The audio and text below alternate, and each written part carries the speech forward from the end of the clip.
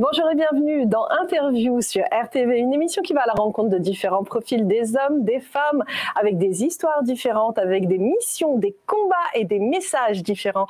Aujourd'hui, nous avons le plaisir d'accueillir Madame Evelyne Bouillon. Après avoir travaillé 15 ans dans les agences de publicité en tant que créative, elle se reconvertit au coaching en 2001 pour encourager les talents multiples en entreprise, à l'école et dans la vie en général. Elle crée ensuite la société Meatus et se forme aux États-Unis à l'université de Santa Cruz en Californie. Écrivaine aussi, ses livres sont une mine d'or d'informations avec des outils de coaching et d'accompagnement. Evelyne Bouillon, bonjour. Bonjour Linda, vous allez bien? Oh oui, très bien. En tout cas, nous sommes heureux de vous accueillir sur RTV aujourd'hui pour vous découvrir. Merci. Moi aussi, je suis ravie d'être là. Ah, bah j'imagine. Et vous êtes en beauté, en tout cas. Hein? Oui, et alors on n'a pas fait exprès, mais alors on est dans un camailleux de rose, c'est incroyable. Bah, on remercie Taylor Quinn, justement, pour ces magnifiques tailleurs. Hein. Alors, Evelyne Bouillon, parlez-nous un petit peu de votre parcours professionnel. C'est vrai que là, j'en ai dit un petit peu, hein, oui. Sur, justement, je sais que vous avez aussi un doctorat. Hein. Oui, alors... la passion pour le coaching, c'est venu après, donc vous avez eu raison, toute une carrière dans la communication. Ouais. Mais c'est vrai que c'était un métier que j'adorais et il y avait une véritable, comment dire, synergie. Les gens étaient passionnants, il se passait toujours plein de choses. On ne s'ennuie jamais dans une agence de pub, on apprend tous les jours et aussi on côtoie des gens passionnants. Simplement, c'est un système, en tout cas à mon époque, ça a quand même un peu changé depuis, où il y avait un DRH et une assistante pour 350 personnes, 400 personnes, donc zéro ressources humaines. Ouais. Et en fait, pourquoi? Parce que les choses s'autogéraient. C'est-à-dire que entre la pression des clients, l'appétit de ce métier créatif et tout ce que ça suscite de sympathique, en fait, ça se passait tout seul très bien. Et puis, au bout d'un moment, j'en ai eu assez. Moi, quand je commence à m'ennuyer, que je suis moins passionnée, voilà, je tombe un peu en... Vous n'aimez pas la routine, en fait, c'est ça. Voilà. Vous avez besoin de mouvement, de changement. Ouais. C'est ça, c'est le profil typique des créatifs. Hein, ouais, coach, on se rejoint là-dessus. Bien sûr. Et en fait, j'ai fait à l'époque un bilan de compétences. Le coaching n'existait pas. Et je me suis rendu compte que ce qui me passionnait encore plus peut-être que mon métier de publicitaire à l'époque, c'était les talents et la motivation. Comment ça marche pour que les gens justement travaillent bien ensemble. D'accord. Et à l'époque, il n'y avait pratiquement aucune formation sur ces sujets-là en France. Donc, je suis allée chercher les formations en Belgique, aux États-Unis, au Canada, en Suisse, qui étaient bien en avance par rapport à nous. Maintenant, il y a plein de bonnes formations en France. Mais à l'époque, c'était ça. Et petit à petit, je me suis rendu compte non seulement qu'il y avait un lien entre la créativité et la motivation, mais qu'en plus, si on stimulait l'un, on pouvait stimuler l'autre et vice-versa. Et donc, je suis un peu devenue une spécialiste de ça. Et c'est comme ça que j'ai fini par faire un doctorat sur ce sujet. D'accord. Puisque...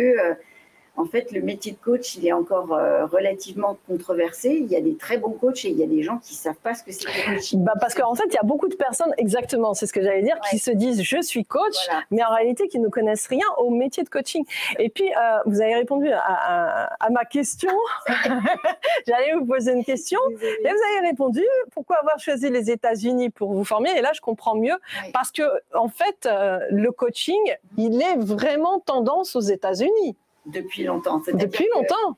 Chez les Américains, c'est beaucoup plus naturel d'aller chercher des ressources sur le plan intellectuel, sur le plan de la motivation, des moteurs, comment je marche, quand ça marche bien. Ils n'ont pas du tout ces freins-là.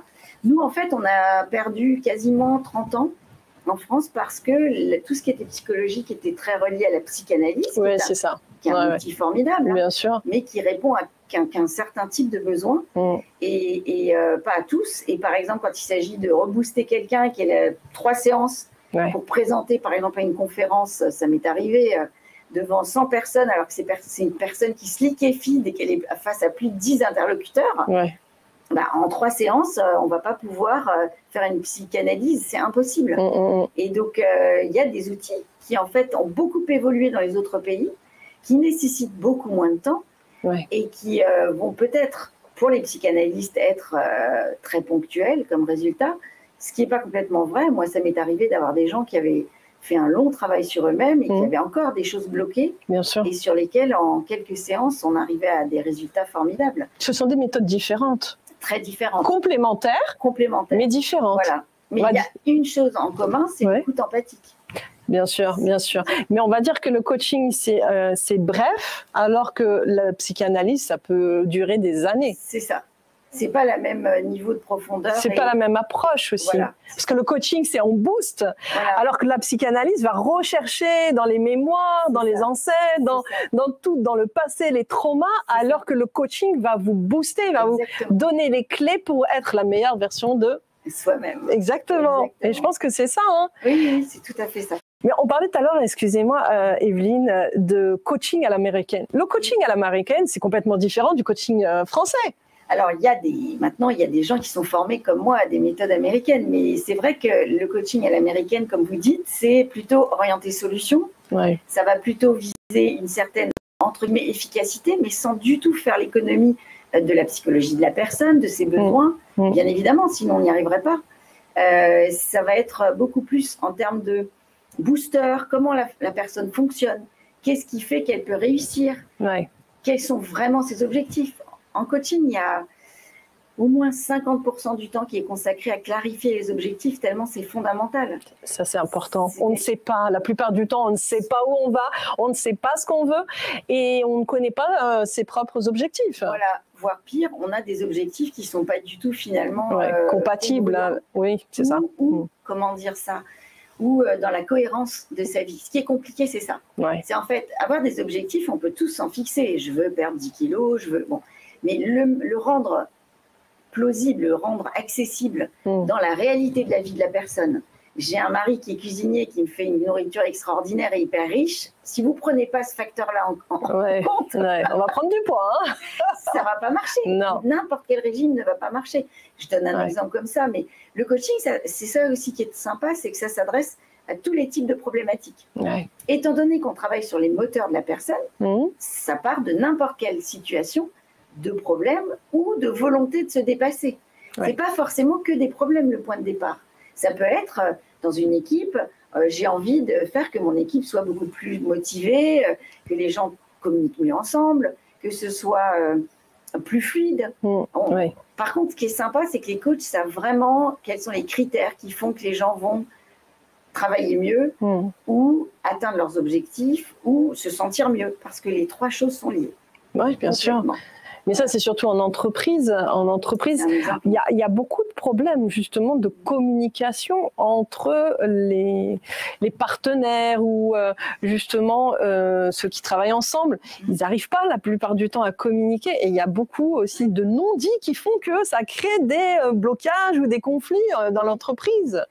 Alors oui, tout à fait. D'ailleurs, là, je participe à un programme, un des premiers programmes de formation pour des ingénieurs qui veulent aussi être formés au management. Ah oui. En fait, par exemple, typiquement, c'est dissocié. Et souvent, leurs parents sont des ingénieurs qui ont fait des très grandes écoles en France, mais qui n'ont pas été formés au management. Et le deuxième frein à ça, c'est que même les bonnes formations de management pendant très longtemps, maintenant c'est moins le cas, ne voulaient pas prendre en compte la dimension, entre guillemets, psychologique des choses. Les managers considéraient qu'il fallait uniquement rester dans le rationnel. Et parce que, effectivement, quand on n'est pas formé à accueillir les émotions et à faire avec, c'est très difficile. Alors qu'il y a une vraie boîte à outils. Savoir dire à une personne, savoir accueillir, par exemple, quelqu'un qui ne va pas bien du tout, qui est en larmes.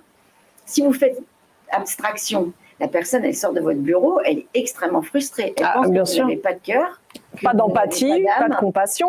Et oui, exactement, oui. Donc, un manager, il ne peut pas tout le temps évincer la dimension psychologique de ses équipes, des personnes qu'il gère. Donc, c'était une forme d'absurdité. Et en fait, ce qu'on apprend, c'est des outils assez pratiques qui vont faire que, en fonction aussi de la personnalité du manager, il va être plus à l'aise. Il va faire en fonction aussi de son éducation, de ses croyances, de sa religion, de ce qu'il respecte. Multifactoriel. Voilà. Et c'est ça qui fait que le coaching est efficace. Et quelqu'un qui va apprendre à accueillir ce qu'il faut de la personne au niveau émotionnel et en faire quelque chose de positif, parce qu'en fait, les émotions sont des super moteurs. Bien sûr. Ce ne sont pas du tout des freins. Si on sait quoi en faire, C'est ça. J'ai un livre d'ailleurs sur ça, sur l'intelligence émotionnelle. Ah oui, exact. Je sais pas, Evelyne, vous avez lu mes questions, mais elle répond à mes questions avant même que je pose. Ça, c'est un coach. Ouais. Je vous le dis. Ça, c'est un coach. Le coach, il est un peu mentaliste, hein. Je sais pas, il a beaucoup d'intuition, où il va s'imaginer les questions, mais c'est vrai que c'est exactement la question. Je l'ai ramené d'ailleurs, je crois que je l'ai ramené. Mon carnet de coaching, 100% émotion. Oui. Et ça, c'est important, parce que vous êtes aussi auteur de 10 livres. Hein. Oui. Ouais. 10 livres. Publiés, parce qu'il y a des gens qui publiés, exactement, voilà. Mais vous avez parlé d'émotion. C'est vrai qu'aujourd'hui, on parle beaucoup de l'intelligence émotionnelle. Oui. Je pense que c'est ça dont vous parlez. Oui, c'est très important. Ça a été étudié, par exemple, aux États-Unis, ils ont suivi des gens sur 30 ans et ils se sont rendus compte que le quotient émotionnel, donc le niveau d'intelligence émotionnelle de la personne, prédisait à 90% sa réussite sociale, alors que le quotient intellectuel, pas du tout. Complètement différent. En France, on a pensé pendant très longtemps que le quotient intellectuel, c'était ça qui fallait le booster et qu'il fallait que ce soit haut, alors qu'en réalité, pas du tout. C'est pas ça. En fait, ce qui est compliqué dans une équipe ou même en soi-même, c'est de gérer ses émotions, c'est de se motiver. Ouais. En fait, c'est 90% de l'intelligence émotionnelle. Ouais. Et après, avec ça, on peut bien sûr ajouter des choses concrètes, des choses précises, des données, donc des connaissances, donc du quotient intellectuel. Mais c'est pas ça qui fait la base. Qu'est-ce qui fait que quelqu'un travaille bien? C'est qu'il se sent bien dans son travail, c'est qu'il communique bien, c'est donc que la communication est fluide, que s'il y a un problème, on peut en parler, qu'on ne va pas non plus s'enterrer dedans. Donc, c'est une personne qui arrive à gérer ses émotions et en même temps qui se sent bien avec lui-même. Oui. C'est ça la base. Hein. Ça, c'est la base. C'est l'intelligence émotionnelle. Et après, dans l'intelligence émotionnelle, il y a ce qu'on appelle l'intelligence relationnelle. Ouais. C'est-à-dire comment je gère mes émotions en relation avec celles des autres. C'est ça, exactement. Voilà. Et ça, c'est très beau parce que quand on arrive à travailler ça, ce qui est super, par exemple, c'est que quand je fais un coaching, les gens me disent, par exemple, là, j'ai quelqu'un qui m'a dit sur LinkedIn, et je lui ai demandé une recommandation. Je lui ai dit, je me souviens d'un beau coaching avec vous, ça me fait plaisir de reprendre contact. Est-ce que vous pourriez m'écrire une recommandation? Et elle m'a dit, ah mais Evelyne, je n'oublierai jamais, c'est grâce à toi que j'ai rencontré mon nouveau mari. Ah ouais? Et je me suis dit... c'est quoi la clé? Je ne me rappelle plus de ça parce qu'en fait, c'était une directrice d'une agence de publicité qui avait des problèmes... de communication? Non, pas trop de communication, plutôt de gérer sa carrière, de comment envisager les 10-15 dernières années de son agence. Est-ce que je la vends? Est-ce que je la partage auprès de mes salariés? C'était plutôt de la stratégie. Ouais. Mais en fait... c'est passé par le fait de la requinquer, parce que c'était une femme extraordinaire, qui était un peu meurtrie après une séparation difficile. Et le fait de lui avoir repris, de l'aider à reprendre confiance en elle, de se revoir sous un angle différent, du coup, ça a eu un impact sur son image d'elle féminine, et elle a rencontré son nouveau mari. Mais moi, je n'avais même pas enregistré cette donnée. Je me souviens qu'elle allait bien à la fin du coaching, oui. Mais ça, les gens, ils vont bien à la fin d'un coaching. Mais bien sûr. Mais bien sûr. Après, encore une fois, Evelyne, ça dépend du coach. C'est ça. Voilà. Parce que si on a un coach positif, booster, qui nous donne plein de conseils, des astuces, des clés, pour nous permettre de nous sentir bien au travail, automatiquement, on va se reconnecter à soi-même et surtout à être plus confiant, l'estime de soi. Exactement. Parce qu'en fait, c'est tout exactement, tout est relié. C'est ça. Et c'est vraiment assez génial quand j'ai des feedbacks comme ça des années après, et les gens me disent « mais ça a changé ma vie et voilà ce qui a changé ». Enfin, je me dis « mais c'est presque miraculeux ». C'est d'ailleurs pour ça que je fais ce métier, c'est cette passion de... Parce que vous aimez les gens aussi. Hein. J'ai l'illusion de croire que tout le monde aime les gens, mais peut-être que je me trompe. Mais moi, j'aime les gens me passionnent. En fait, c'est plus que ça, les gens me passionnent. Ouais. C'est-à-dire qu'en fait, quand je suis dans le métro et que j'entends une conversation, quelqu'un est en peine, j'ai dans mon esprit déjà les questions pour aider la personne. Ça m'arrive d'ailleurs d'intervenir. Les rares fois où je suis intervenue, c'est quand, par exemple, des parents étaient méchants avec un enfant. Ah. Et là, je suis intervenue. Et par des moyens qui sont... incroyable parce que là j'ai décuplé mes forces et par exemple un jour je suis tombée sur un jeune couple très simple, ils parlaient pas très bien le français, ils étaient en province dans la France profonde quoi, Et ça se voyait qu'ils étaient très malheureux. Ils avaient un petit garçon qui était hyperactif. Ouais. Et c'était dans un train. Et ça se voyait qu'il ne pouvait pas du tout s'en Le occuper gérer. correctement. Il ne pouvait pas le gérer. Et en fait, la mère protégeait l'enfant et le père était dur. Et donc, c'était une mauvaise danse en fait, entre les deux. Et j'ai réussi à m'interposer, enfin pas m'interposer, oui, à rentrer dans leur conversation en leur disant mais vous avez un petit garçon extraordinaire. Alors ils m'ont regardé. Ouais. Mais vous savez que les enfants hyperactifs, ça donne ça et ça dans le futur. C'est des enfants assez difficiles à élever. Vous devez avoir des petits soucis avec lui de temps en temps et tout. Alors ils étaient là tous les deux. Mais de quoi il parle? Mais en fait, vous allez voir, quand il sera adulte, il va être très armé. Il aura beaucoup d'énergie. Et je me rends compte que vous en occupez hyper bien, parce que qu'est-ce que c'est difficile, un enfant comme ça. Vous voyez? Oui, c'est rendre positif ce que les autres perçoivent comme quelque chose de négatif. Et j'ai vu la maman se décomposer de bienfaisance, parce qu'en fait, elle essayait de défendre son enfant, mais elle ne savait pas comment s'y prendre. Et j'ai vu le papa se requinquer aussi, se dire fier. Bah oui, fier. Oui, c'est vrai, mon petit garçon, il a des côtés géniaux. Et donc, voilà, et j'ai passé une demi-heure avec eux.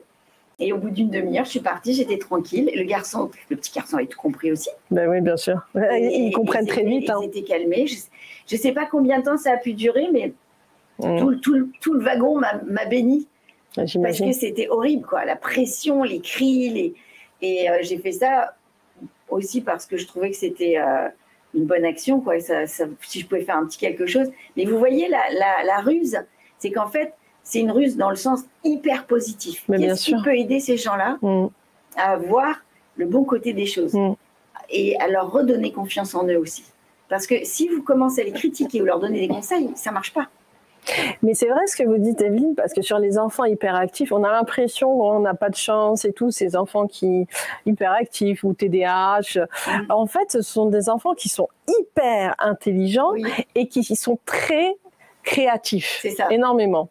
Pour vous dire un secret, quand j'étais petite, j'étais hyperactive. Sérieusement. Ça m'étonne pas. J'étais une hyperactive. Je montais aux arbres, je sautais. Ah oui.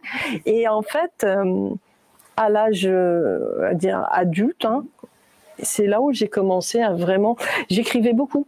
J'étais beaucoup dans la créativité, mais beaucoup dans mon monde aussi. Oui. Vous voyez ce que je veux dire? Les enfants hyperactifs ont besoin aussi d'avoir leur jardin secret.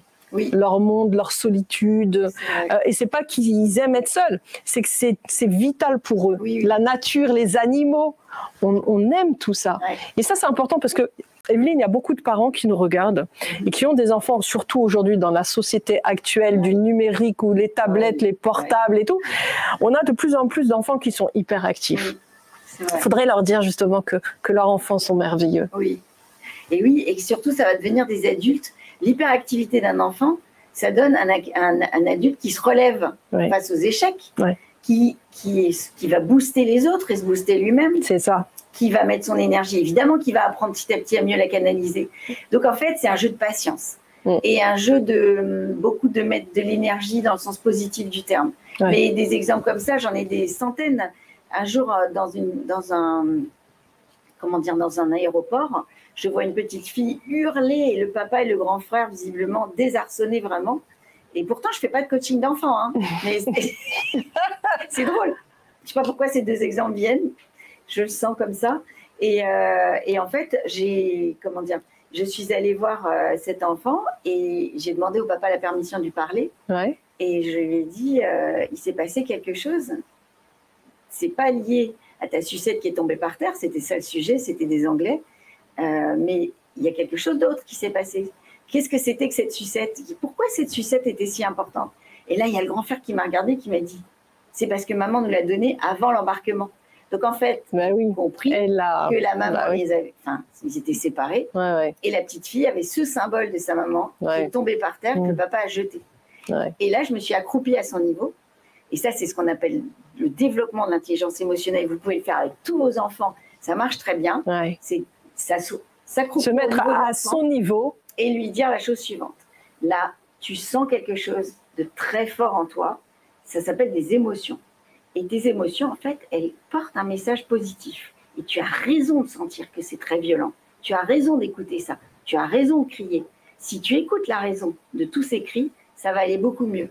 Qu'est-ce que tu en penses? Et vous voyez, vous bercez l'enfant vers écoute-toi, accepte. Ouais. Accepte ce qui se passe en toi, essaye de verbaliser. Ouais. Et la petite fille a expliqué, oui, voilà, c'est ma maman, je suis très triste, je la laisse et tout ça. Et hop, elle s'est calmée. Ben oui, parce qu'elle a mis des mots sur ses émotions, ce qu'elle a ressenti. Et ça, justement, c'est important de le souligner, voilà. Evelyne, parce que beaucoup de parents, quand ils voient leur enfant faire des crises, se mettent à crier, à dire « ce n'est pas bien, pourquoi tu fais ça ?» alors que le fait de dire ça amplifie leur crise. Et oui, amplifie la non-écoute de son émotion. C'est ça. En fait, ce qui est compliqué, c'est d'accueillir l'émotion et de comprendre ce qu'elle veut dire. Il y a un autre message derrière. L'émotion, ça n'est qu'un résultat, en fait. Oui. C'est exactement ça, voilà. Oui. Mais c'est intéressant. Très intéressant parce que ça fait aussi partie de mes questions. Justement, aujourd'hui, les enfants ont du mal à gérer leurs émotions. Oui. Que pensez-vous de l'apprentissage de la gestion des émotions à l'école? Alors, ça commence et c'est formidable. Par exemple, les maîtresses qui mettent un panneau, vous savez, avec des smileys, toutes les émotions. Et le matin, les enfants mettent la météo. Comment je me sens ce matin. Météo des émotions. Voilà, la météo des émotions. Où, en fait, plus vous cultivez ça chez vous-même, en vous-même et dans vos enfants, et plus vous allez les renforcer sur tous les autres plans. Parce que quelque part, c'est le point de départ. Si quelqu'un n'est pas capable d'accueillir ses émotions, ben, il accumule de la souffrance. C'est sûr. Il ne sait pas communiquer, il ne sait pas écouter les émotions des autres, et donc il se met dans des spirales négatives. Voilà. C'est sûr, c'est sûr. Je pense qu'il y a beaucoup de travail à faire avec les enfants, puisque les enfants, on le sait très bien, ce sont les adultes de demain. Et aujourd'hui, ces enfants-là ont besoin de pouvoir mettre des mots sur leurs émotions, mais surtout d'être compris. Et oui, parce qu'en fait, c'est ce qu'on dit en coaching sur les émotions. On peut tout dire à quelqu'un, critiquer, mais on ne peut pas lui dire « non, tu ne ressens pas ça ». Eh ouais, bien sûr. C'est impossible. Mais non. Quelqu'un qui est en colère, si vous lui faites sentir que sa colère n'est pas justifiée ou qu'il devrait la contrôler ou qu'elle n'a pas de sens, c'est affreux. Parce que c'est comme si vous lui disiez « mais comment tu ressens quelque chose ? Mais tu as tort de ressentir. » Or, on ne peut pas maîtriser une émotion. Il va avoir de la frustration. Voilà. Et il va sentir comme de l'injustice aussi. Exactement. C'est ça. C'est tout à fait... bien sûr. C'est négatif, c'est canalisant. Alors que accueillir l'émotion, et aider la personne à ressortir qu'est-ce qui se passe derrière.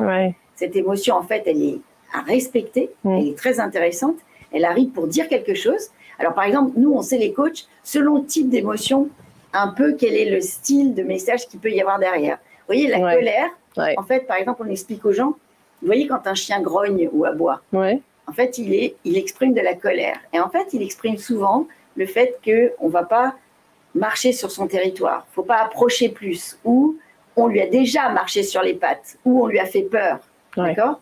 Et donc en fait, quand on comprend la colère très souvent c'est ça, c'est une défense d'un territoire, d'une limite. La personne en face, elle est venue trop près, ou elle a marché sur des valeurs à vous, ou elle vous a pris du territoire, voilà. Et quand on explique un peu le mécanisme de la colère, les gens trouvent en fait, ah bah oui, en fait, c'est lié à ma grand-mère, parce que moi, j'ai toujours respecté ma grand-mère, et là, on dit quelque chose qui marche sur mes valeurs profondes, la famille, et là, je ne peux pas accepter quelque chose comme ça. Vous voyez ? Donc, en clair, ce sont des mémoires, les émotions sont reliées à nos mémoires. Bien sûr.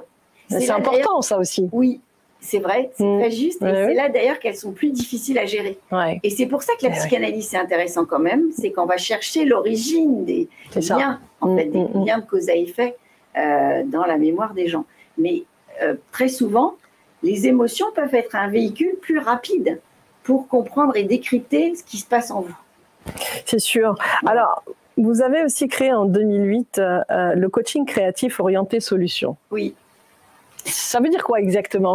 Alors, la bonne question là. C'est un nom un peu, voilà, ça semble un peu compliqué, mais c'est parce que je voyais pas très bien comment exprimer justement le lien entre le fait que quand on rend les gens créatifs, entre autres en acceptant leurs émotions, c'est une des grandes gammes d'outils, on les aide à s'orienter solution.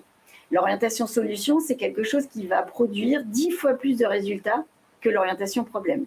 C'est-à-dire que, par exemple, dans une entreprise, si vous faites un audit de relations sociales. Vous allez arriver avec un résultat formidable de l'analyse du problème. Mais quand on va passer aux solutions, on va pondre une souris. Rien. L'orientation solution, elle inverse les choses. Au lieu de partir de l'analyse des problèmes, on regarde tout ce qui marche. D'accord. Comment est-ce que les gens s'en sortent d'habitude dans ce genre de situation? D'accord. Quelles expériences ils ont pu avoir dans leur vie privée, dans leur vie professionnelle, qui ont vraiment transformé ou abouti à des choses constructives, positives? Quelles sont les ressources dont ils se sont servis? Qu'est-ce qu'ils ont eu besoin de visiter? Quelles inspirations? Quels mentors? Quel chemin? Ça peut être des méthodes, vous voyez? Je comprends. On construit.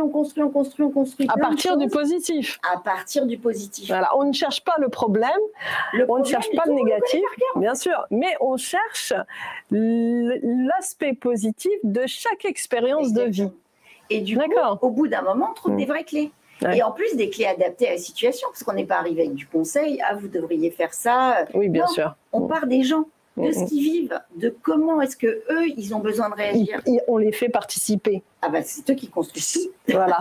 Donc en clair, vous les amenez à s'extérioriser, à se libérer, et puis à prendre conscience de leur valeur et de leur potentiel. En plus, ça, ce deuxième effet qui se coule formidable. C'est beau ça. C'est qu'en fait, on reconstruit aussi la confiance, puisqu'on part que de choses que eux ont vécues. Oui, je comprends. Et comment ils s'en sont sortis et comment ils ont souvent pas conscience. Ils ont les ressources en fait, mais ils ont souvent pas conscience de comment les utiliser dans cette situation-là. Oui, je comprends. Voilà donc vous les amenez sous un autre regard. Voilà, c'est ça. C'est un autre regard. C'est que au lieu d'être X, ils sont Y. Exactement. C'est ça qui est important de. Voilà, en fait, ils partent de X qui serait un peu l'espace problème, et on les amène petit à petit. On les sort le plus vite possible de l'espace problème, et on les amène petit à petit vers leur propre Y, c'est-à-dire comment est-ce que eux, ils gèrent le truc pour que ça se passe bien.